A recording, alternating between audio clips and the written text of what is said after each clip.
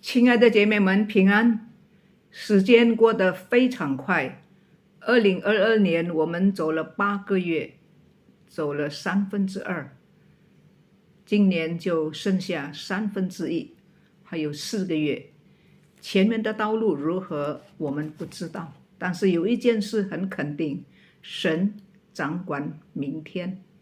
我知道谁掌管明天。Selamat sore ibu-ibu sekalian, waktu berlalu begitu cepat. Tahun 2022 kita sudah menjalani 2/3, 8 bulan.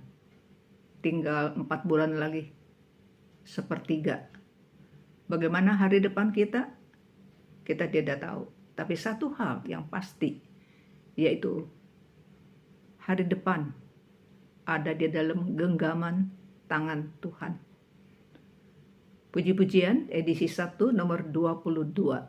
Ku tahu siapa yang pimpin.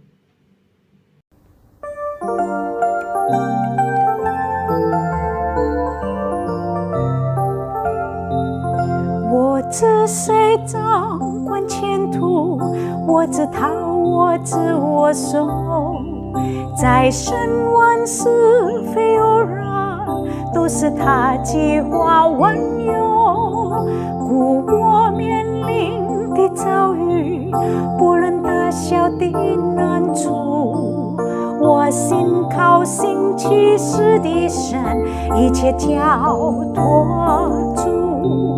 我知谁掌管前途，我知他，我知我手，在审问是非有人，都是他计划万有。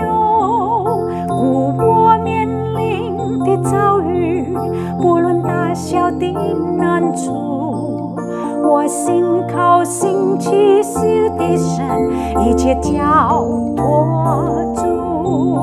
Ku tahu siapa yang pimpin hari depan hidupku. Semuanya oleh Tuhan terencana sempurna, menghadapi gelombang dalam jalan hidupku. Ku bersandar pada Tuhan, serahkan semua, serahkan semua.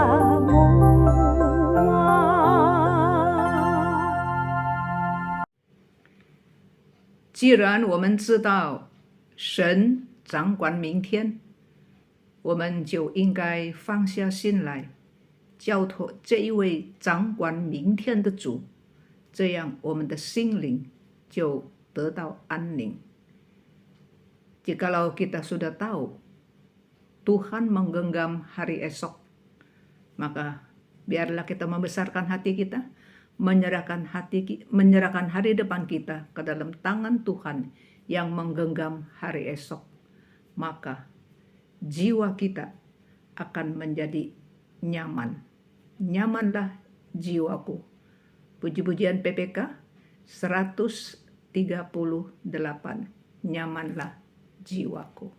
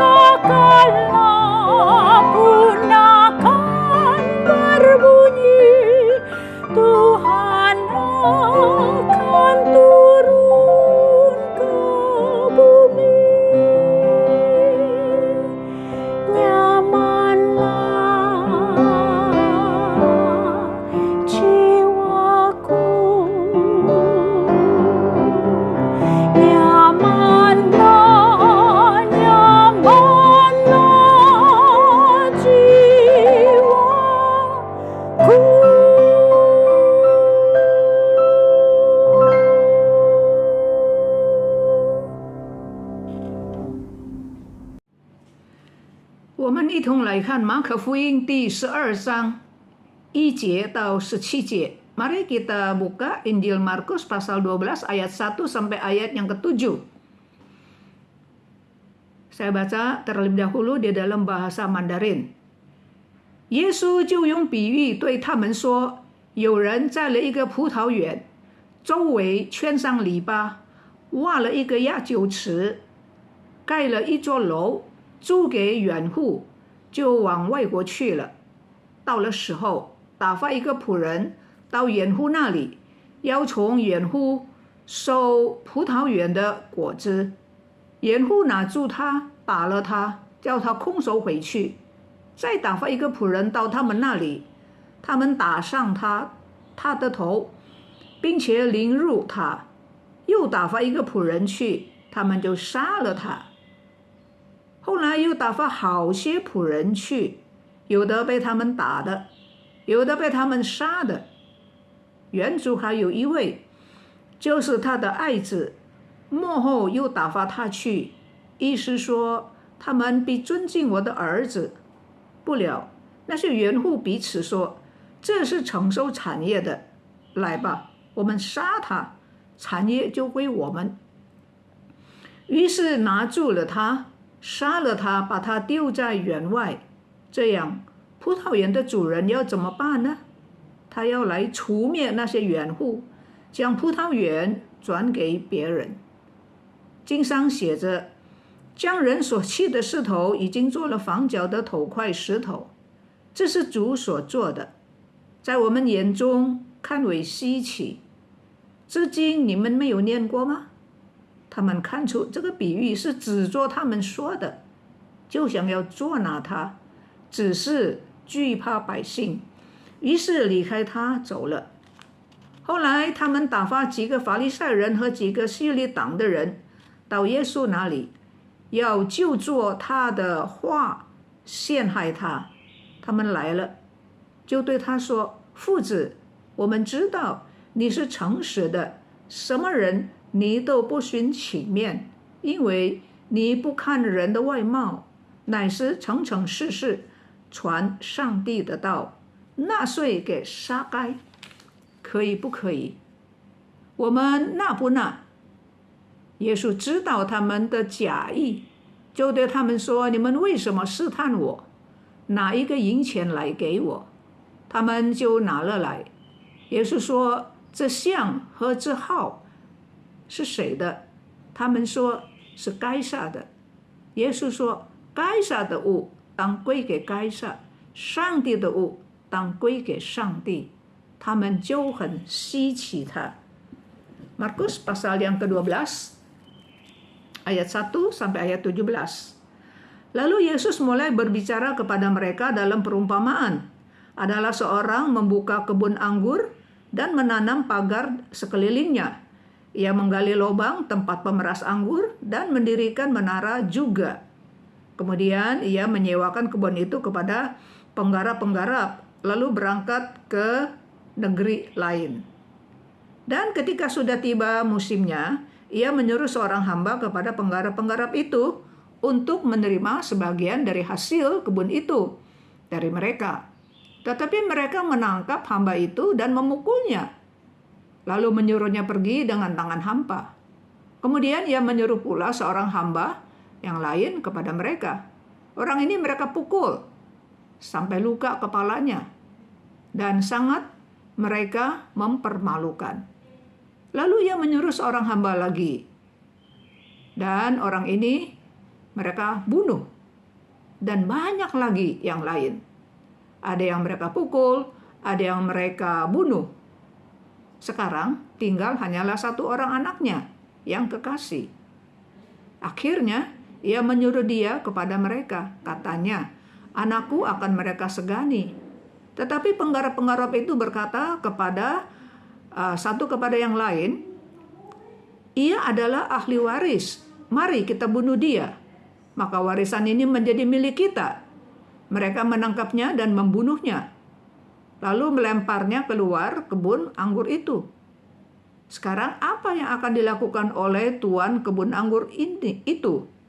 Ia akan datang dan membinasakan penggarap-penggarap itu, lalu mempercayakan kebun anggur itu kepada orang-orang lain. Tidak pernahkah kamu membaca nas ini? Batu yang dibuang oleh tukang-tukang bangunan telah menjadi batu penjuru. Hal itu terjadi dari pihak Tuhan, suatu perbuatan ajaib di mata kita. Lalu mereka berusaha untuk menangkap Yesus, karena mereka tahu bahwa mereka lah yang dimaksudkan Yesus dengan perumpamaan itu. Tetapi mereka takut kepada orang banyak, jadi mereka pergi dan membiarkan dia. Kemudian disuruh beberapa orang Farisi dan Herodian kepada Yesus untuk menjerat dia dengan suatu pertanyaan.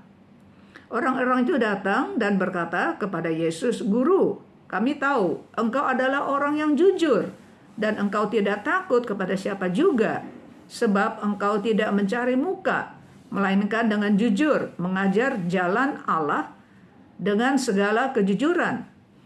Apakah diperbolehkan membayar pajak kepada kaisar atau tidak? Haruskah kami bayar atau tidak?" Tetapi Yesus mengetahui kemunafikan mereka, lalu berkata kepada mereka, "Mengapa kamu mencobai aku? Bawalah kemari 1 dinar supaya aku lihat." Lalu mereka bawa.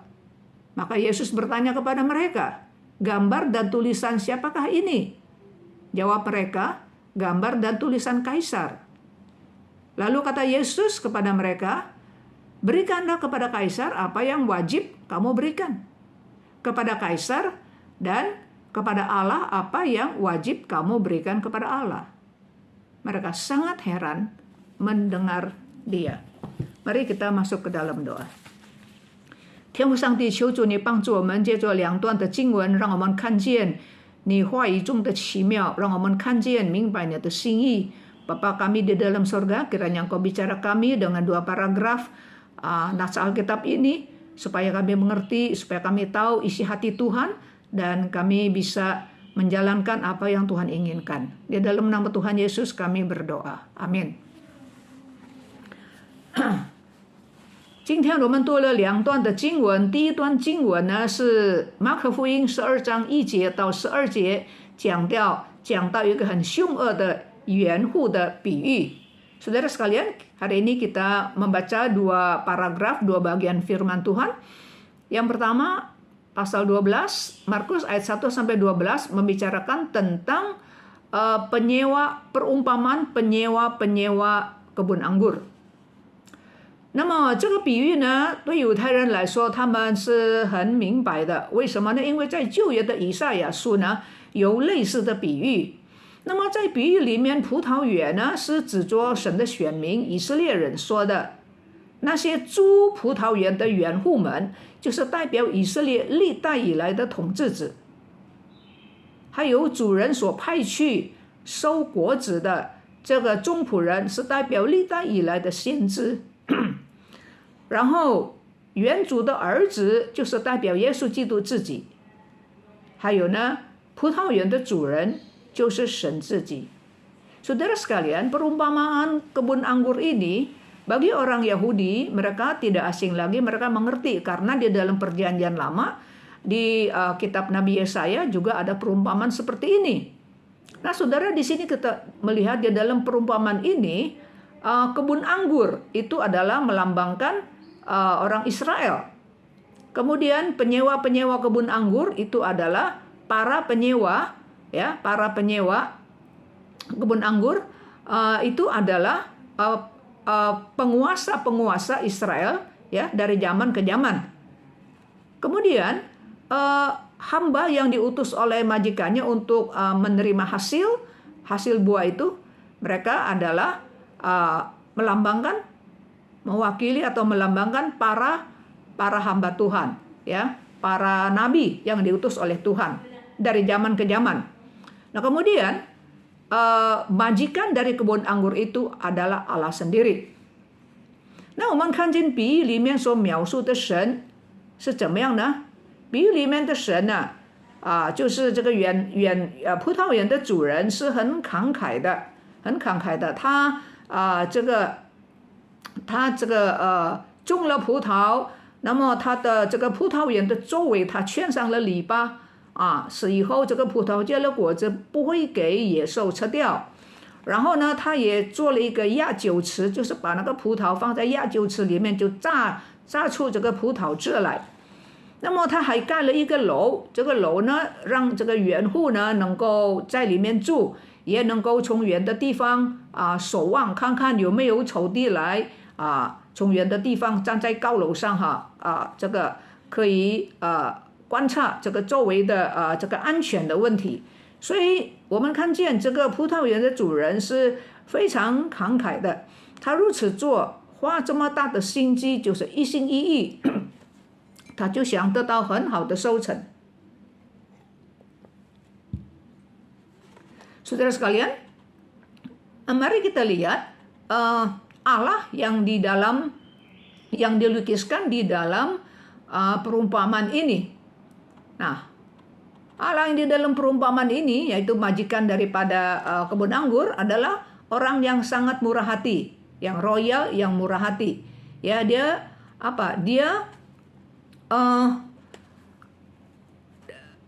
menyiapkan lahan, ya, dia menyiapkan lahan, dia memberikan semua perlengkapan, ya, supaya itu tanahnya nanti digarap oleh yang penyewa-penyewa, tapi dia sediakan fasilitasnya, ya.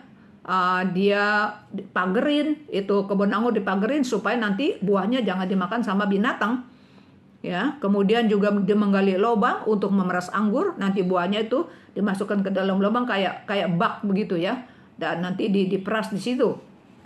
Kemudian dia juga bikin satu menara, dan supaya penyewa-penyewa itu nanti bisa tinggal di situ, dan juga menara kan tinggi, jadi dari ketinggian itu bisa lihat di sekitarnya. Ya, ada kan nanti orang jahat atau maling atau apa ya mau mencuri, mau merusak dan sebagainya.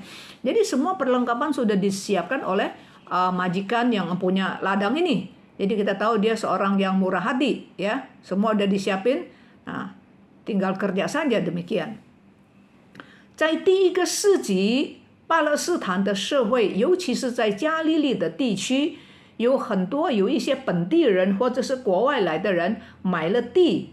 投资买了地投资，然后呢就租给人种田了这是种果子了这些。那么就是当然这个主人这个土地的主人跟租他的租地的这个住户是当然要先协商了，双方同意了，然后呢就说了以后如果这个结果怎么样呢？是你要得到果子，你多少我多少，或者是要还钱。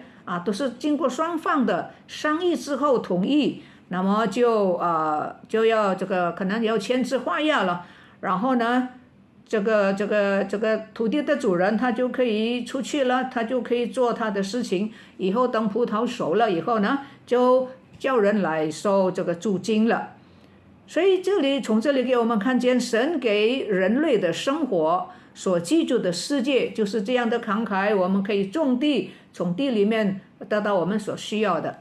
Saudara sekalian, kita melihat Allah yang dilukiskan di dalam perumpamaan kebun anggur ini. Allah yang bagaimana? Dia adalah Allah yang murah hati. Allah yang murah hati, yang royal, dia tidak pelit ya. Dia menyiapkan semua perlengkapan untuk apa? Untuk membantu para penyewa ya bekerja dengan mudah, ya kan? Jadi kebunnya itu dia udah pagerin ya supaya nanti buahnya nggak dimakan sama binatang-binatang. Dia juga gali lubang untuk bikin apa kayak bak begitu ya, lubang ya kayak bak buat nanti anggur kalau udah matang jadi di bak itu ya diperes begitu ya untuk mendapatkan air anggurnya. Dan dia juga bikinin menara ya, di menara itu jadi ada penyewa-penyewa itu bisa tinggal di situ. Ya, dan juga di tempat ketinggian bisa naik di atas menara, bisa lihat di sekelilingnya ya situasi keadaan aman apa enggak, ada orang jahat apa enggak dan sebagainya. Jadi semua perlengkapan disiapkan oleh majikan yang punya tanah ini. Dia begitu murah hati, dia begitu baik. Cuma satu keinginannya supaya dia bisa mendapatkan hasil yang bagus. Nah, kita melihat di abad yang pertama ya, abad yang pertama orang-orang yang di Palestina, di masyarakat Palestina, ya, khususnya di daerah Galilea, ada orang-orang lokal juga ada orang-orang dari luar negeri, mereka beli tanah, mereka invest, ya. Kemudian mereka bisa sewakan, kasih petani, mungkin tanam gandum atau tanam buah dan sebagainya. Ya, nanti mereka dapat uang sewahan, begitu. Ya, dapat uang atau mungkin terserah mau dapat buahnya berapa persen, seorang berapa persen, dua pihak, atau mau dapat uang. Seperti itu. Nah, setelah udah pembicaraan udah selesai, yang punya tanah ini dia bisa pergi kerjakan pekerjaan dia. Demikian. Jadi saudara, kita melihat bahwa Allah memberikan dunia kepada manusia, memberikan tanah supaya manusia bisa mendapatkan rezeki dari situ. 然后我们看见这个比喻里面的这个原主，比喻里面的神呢，不但是慷慨的，也是很信任人让人能够自由的工作。而且我们看见这位神呢，这位园的主人也是非常忍耐。虽然他所打发的人呢，第一次被人打空手回去，在第二次又被打，而且也被羞辱。他第三次再派人去被那个很多的园户把他杀掉了。后来再拍，不知道拍了多少人，最后他就拍了他自己的儿子，他所爱的。他心里想，这些园户一定会尊重我的孩子了，是吗？一定会觉得不好意思了，尊敬了，一定会还他们应该还的。那你知道儿子到了哪边呢？这些园户呢就彼此商量，他们说这个是承受父亲家业的，我们把他杀掉吧。然后这个葡萄园就是属于我们的他们就要霸占这个葡萄园。你想一想，这主人虽然忍耐又在忍耐，但是最后呢，连他的儿子怎么样呢，都被杀。所以这个葡萄园的主人一定是要执行他的公义，是不是？因为这些园户不但叫他失望，而且把他所爱的孩子呢都杀掉。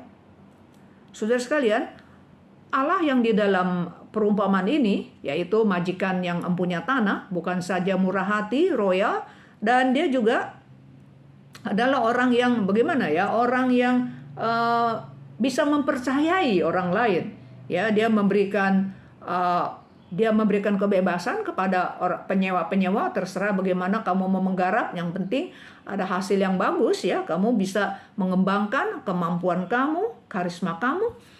Nah, kita juga melihat bahwa yang empunya ini Allah ya, yang dilukiskan di dalam perumpamaan ini, yaitu majikan yang empunya tanah, bukan saja murah hati, bukan saja bisa percaya kepada orang, dan dia juga adalah Allah yang sabar dan sangat sabar sekali. Ya, kita lihat bahwa waktu sudah menerima hasilnya, bisa menerima hasil, dia utus orang ya, itu supaya bisa mendapatkan hasil. Tapi orang yang diutus itu bagaimana? Orang yang utus itu dipukul dan tangan kosong pulang. Utus lagi kedua kali, dipukul lagi, kepalanya dipukul dan dipermalukan. Utus lagi yang ketiga, dipukul bahkan dibunuh. Terus utus, tidak tahu sudah berapa kali diutus, berapa banyak diutus. Dan akhirnya si majikan ini bilang, tinggal satu nih yang bisa diutus, itu anak saya, anak kesayangan saya. Pasti nih penyewa pasti sungkan dong, si anak majikan kan. Tapi apa mau, waktu itu anak ke sana, ini para orang-orang yang penyewa ini, mereka runingan, mereka berkata ini adalah orang yang akan menerima warisan bapaknya. Mari kita bunuh, kita ambil, kita mempunyai ya kebun anggur ini. Jadi kita melihat bahwa majikan yang punya kebun anggur ini sabar, tapi ada satu saat dia harus menjalankan keadilannya. Karena penyewa ini sangat mengecewakan, bahkan membunuh anaknya. 所以我们看见这个神栽培以色列人以色列人是神的选民，上帝非常爱他们，上帝把他的律法什么都教导他们。上帝栽培以色列人，选择他们做选民，为的是要什么呢？为的是要借着以色列人把救恩带给世上的万国万民。可是历代以来的以色列的宗教的领袖们不但没有好好的带领百姓起这个作用，把救恩带给万族万民，反而他们把上帝所差派来到世界要执行神救恩的耶稣基督钉死在十字架上，杀害他们。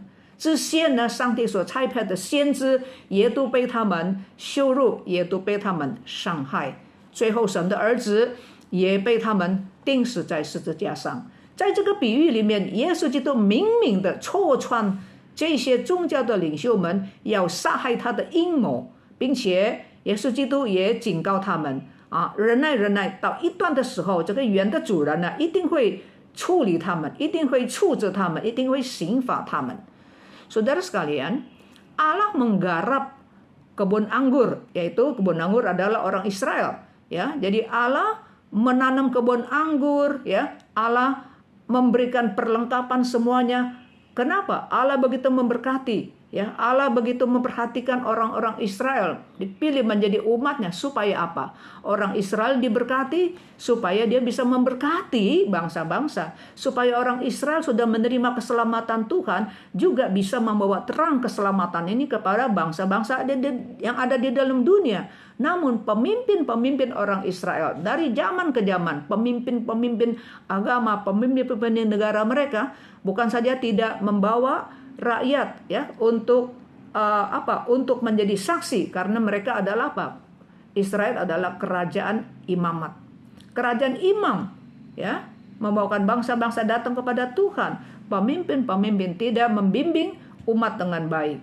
Malah mereka membunuh anak Allah yang tunggal yang datang ke dalam dunia, yang mau menjalankan rencana keselamatan dan penebusan manusia.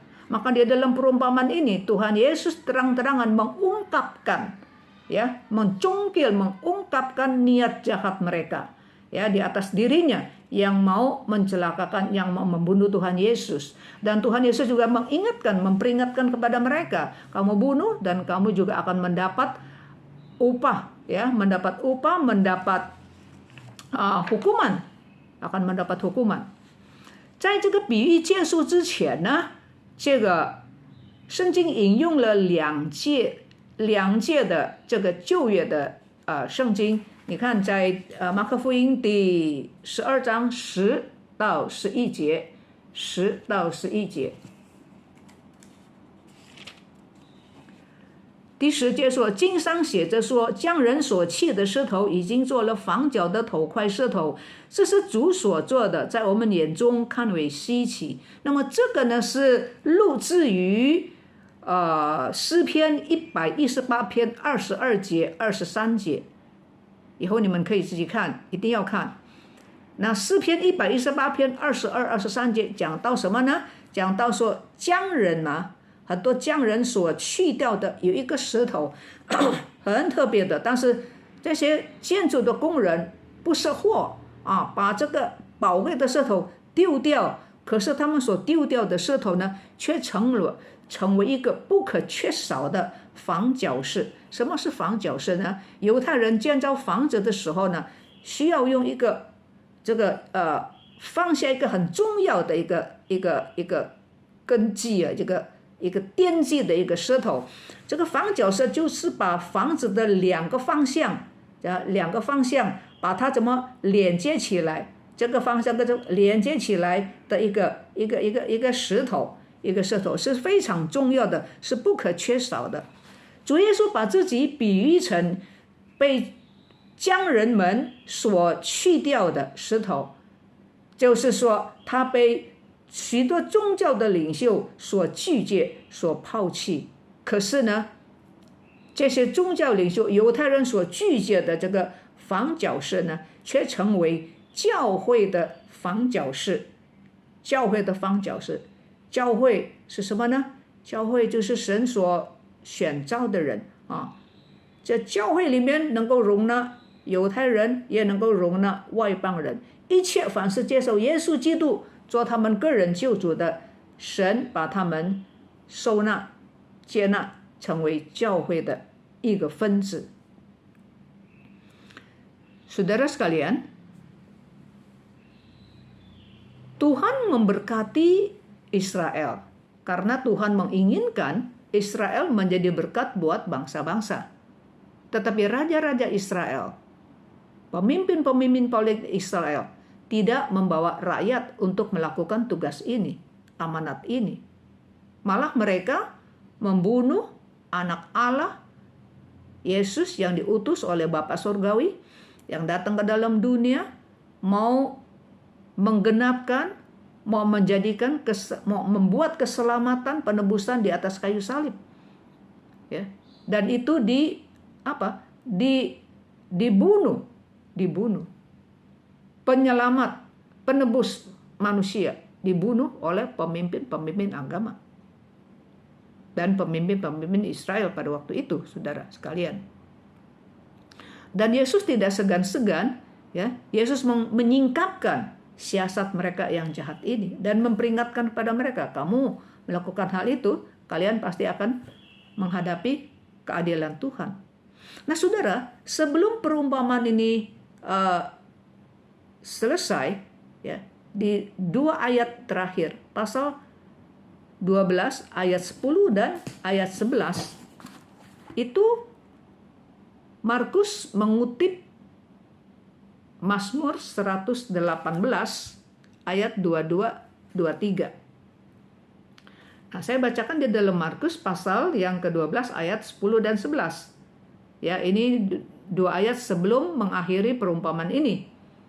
Di sana dikatakan batu yang dibuang oleh tukang-tukang bangunan telah menjadi batu penjuru. Hal itu terjadi dari pihak Tuhan. Suatu perbuatan ajaib di mata kita. Nah, saudara, ini adalah kutipan dari Mazmur 118 ayat 22-23. Saudara, nanti saudara cek ya. Nah, saudara, di sini di dalam perumpamaan ini Tuhan Yesus mengibaratkan dirinya, memperumpamakan dirinya sebagai batu yang dibuang oleh tukang-tukang yang enggak kenal barang. Itu barang bagus, itu batu bagus, ya. Enggak tahu itu bagus, ditolak, dibuang.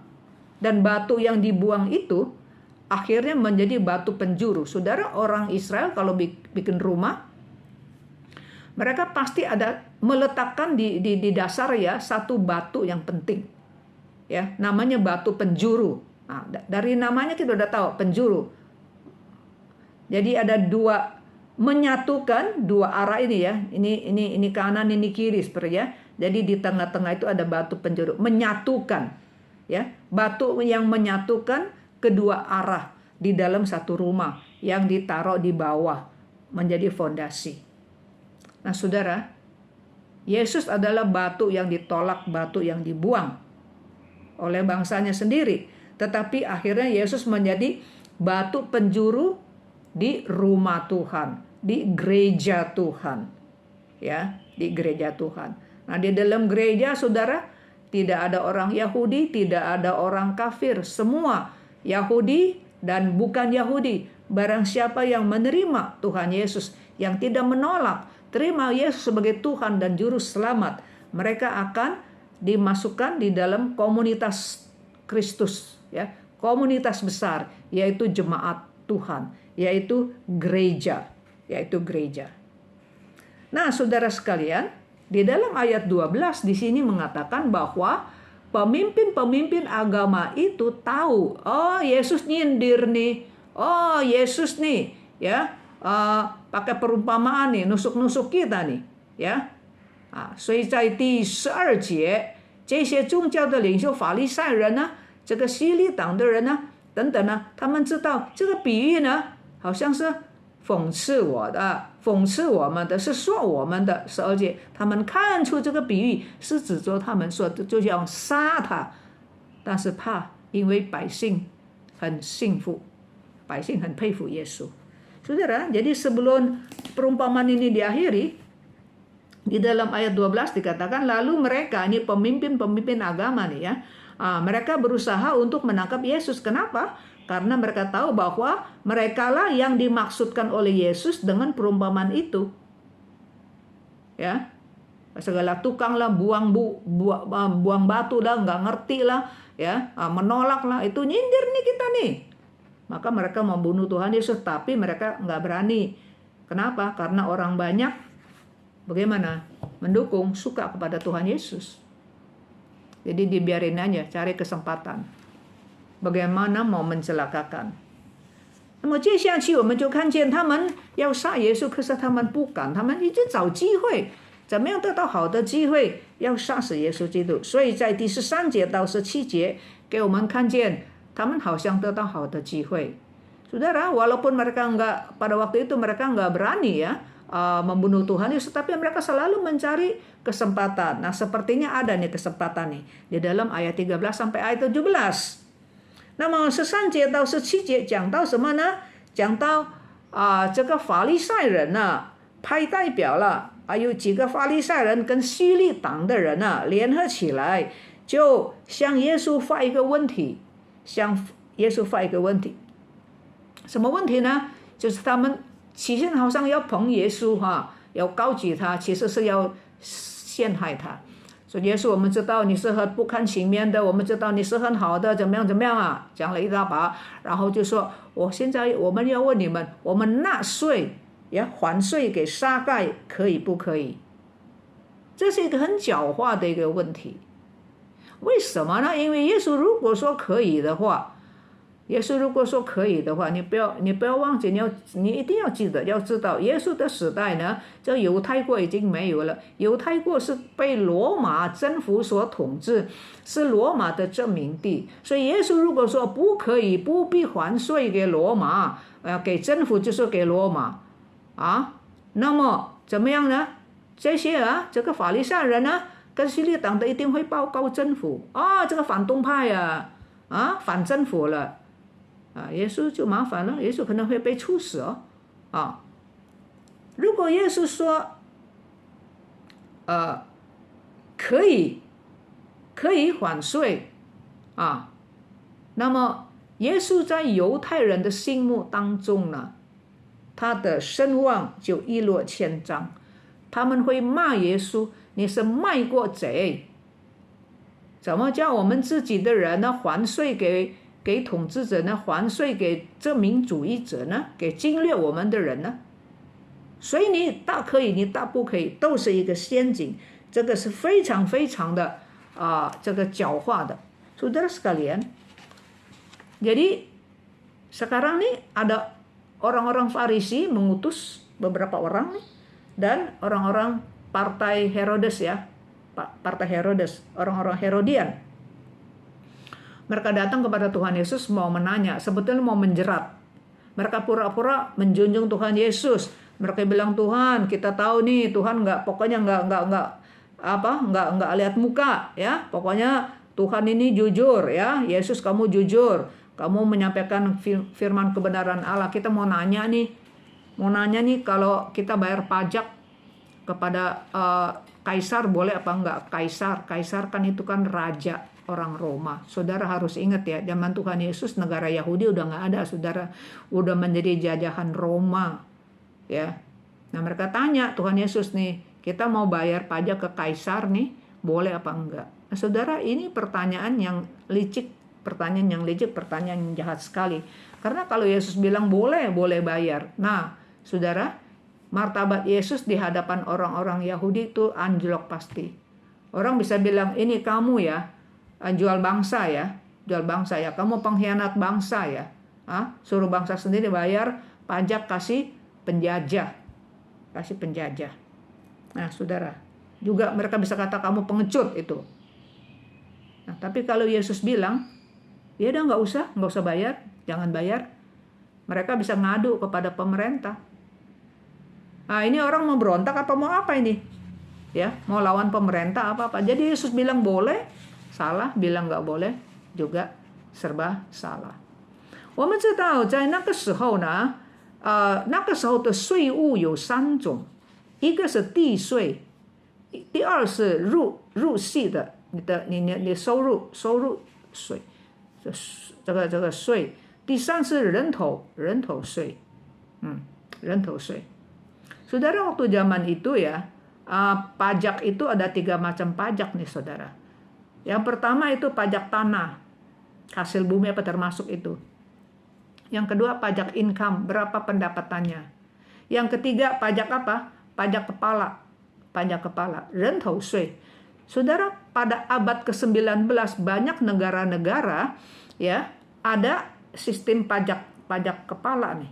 Ya, mereka dapat banyak uang dari pajak kepala. Jadi yang ada kepala bayar pajak begitu loh. Ya. Dulu puluhan tahun yang lalu di Indonesia juga ada seperti itu. Nah, sekarang udah nggak ada, Saudara. Sekarang udah nggak ada. Ya. 那主耶稣怎么回应呢？可以不可以呢？耶稣没有说可以，耶稣也没有说不可以。耶稣说：“你给我一个钱吧，一个钱币，你拿来给我。”他们就拿了钱币给耶稣。那个钱上啊，有人像，人像就是皇帝的像，这真掌权者的像，国王的像，还有字。所以耶稣就问他们，就问耶稣的人，这个像是谁的？他们说这个像是该撒的，该撒就是罗马的皇帝。耶稣说，他们说这个像是该撒的像啊，有该撒的人头啊，像在哪边呢？还有那个字，这个号，这个字也是该撒所写的，该撒所写的。Jadi Yesus nggak bilang nggak boleh, Yesus juga nggak bilang boleh. Yesus bilang ambil 1 dinar uang, ya koin, dinar uang, bawa sini. Nah, mereka bawa. Yesus tanya, ini duit nih, ada gambarnya nih, ini gambar siapa? Mereka bilang ini gambar kaisar. Tulisan juga tulisannya kaisar. Seperti itu. Ya. 那古代的人啊，古时候要印这个钱哈，有3个原则。怎么样印钱呢？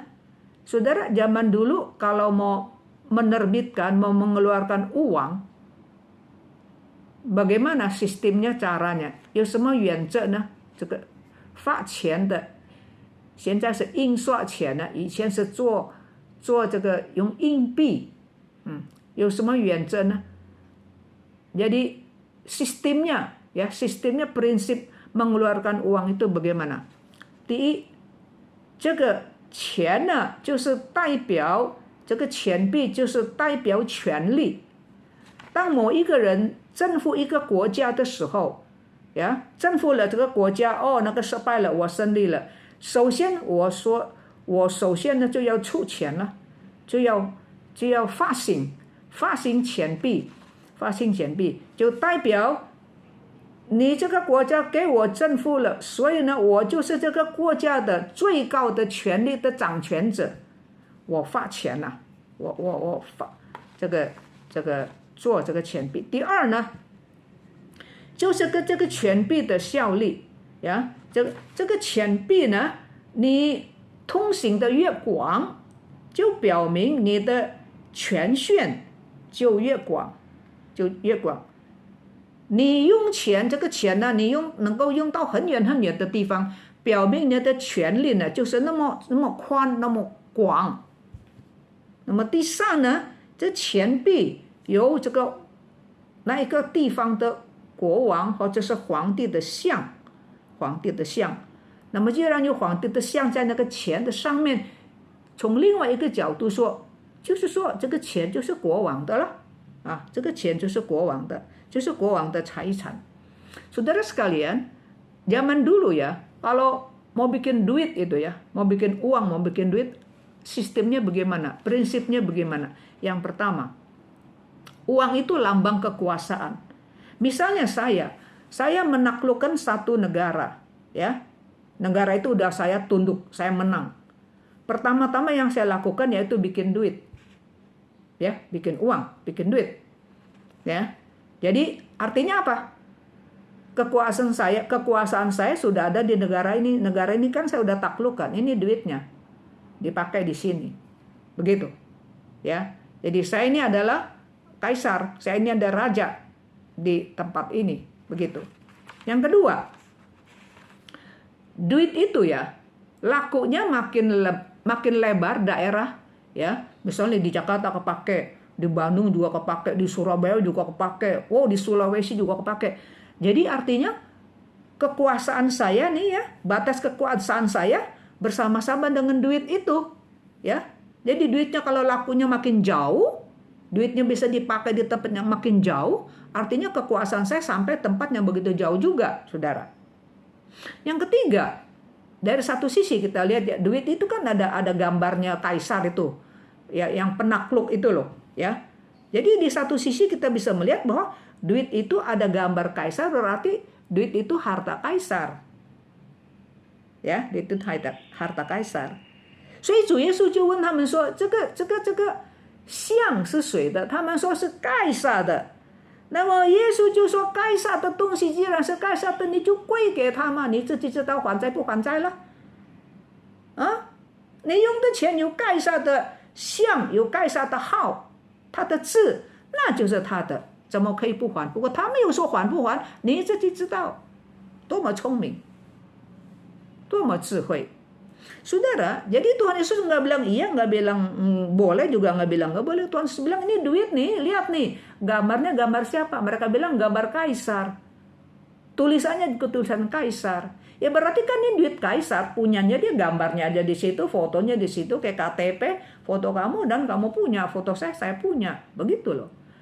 Jadi udah tahu dah, duit kaisar kembaliin ke kaisar dong. Iya kan? Jadi nggak bilang pajak ini boleh nggak boleh. Yesus menghindar di situ, tahu sendiri, dan pura-pura mau nanya saya itu, ya kan, gambar kaisar ya punya kaisar, ulangin dong barang ke kaisar.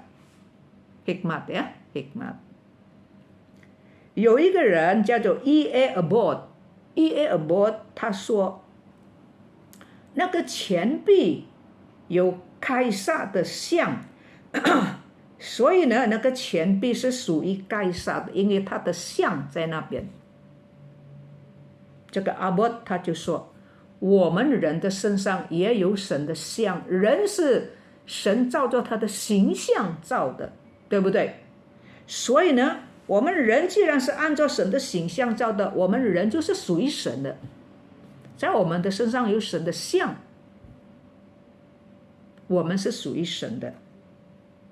我们既然是属于神的，我们就应该就必须效忠于神。我们反省一下，你我们有没有效忠于神？ Saudara sekalian, jawaban Yesus sangat jelas sekali. Yesus nggak perlu bilang bayar apa enggak, ya, bayar pajak atau enggak bayar pajak. Yesus nggak ngomong pajak sekarang. Yesus bilang ini di dalam duit ini, di atas duit ini ada gambar siapa? Gambar kaisar, ya kaisar punya lah. Barang kaisar lah, miliknya, pulangin dong. Milik dia. Saudara, ada satu orang bernama E.A. Abbott. E.A. Abbott, ya, dia bilang di atas uang itu, mata uang itu ada gambar kaisar, ada tulisan kaisar. Ya. Ada gambar kaisar, tulisan kaisar. Jadi uang itu emang milik kaisar.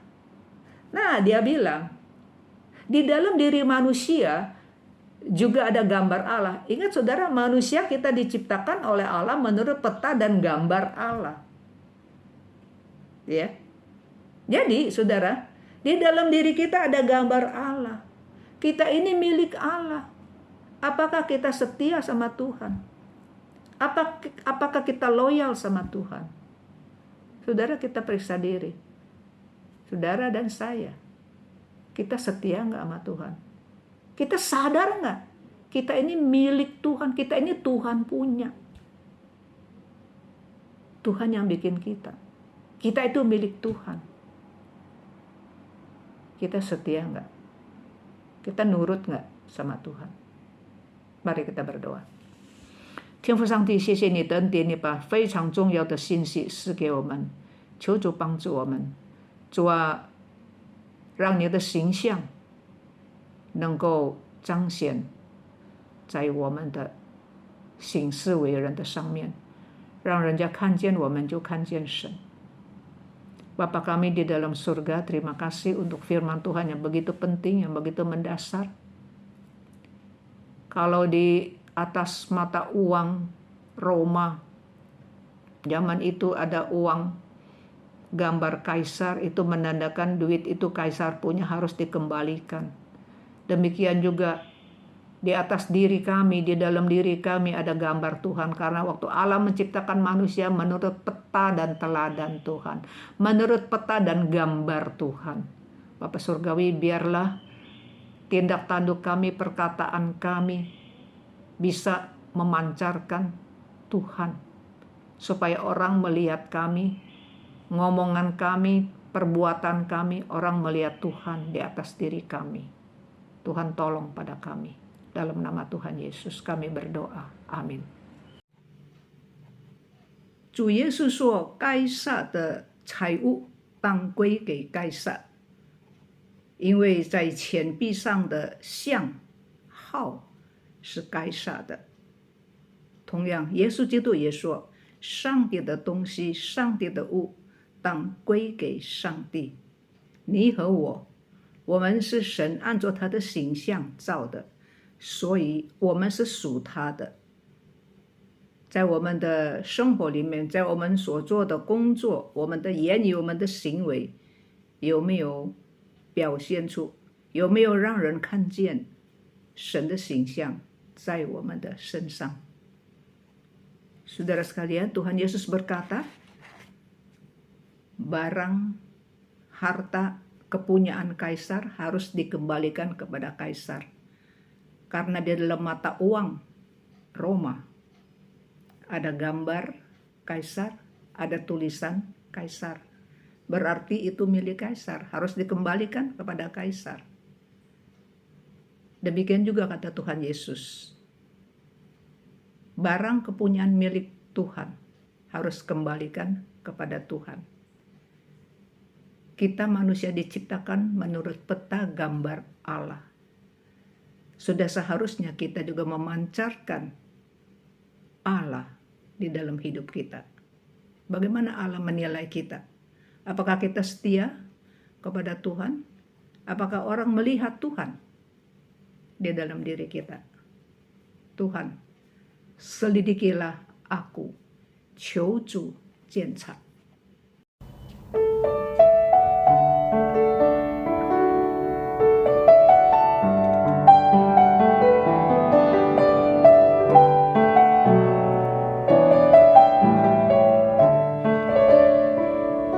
Selidiki aku, lihat hatiku, apakah ku sungguh mengasihimu, Yesus, Kau yang Maha Tahu dan menilai hidupku, tak ada yang tersembunyi bagimu. Telah kulihat kebaikanmu yang tak pernah habis di hidupku. Ku berjuang sampai akhirnya Kau dapati aku tetap setia. Selidiki aku, lihat hatiku, apakah ku sungguh mengasihimu, Yesus, Kau yang Maha Tahu dan menilai hidupku, tak ada yang tersembunyi bagimu.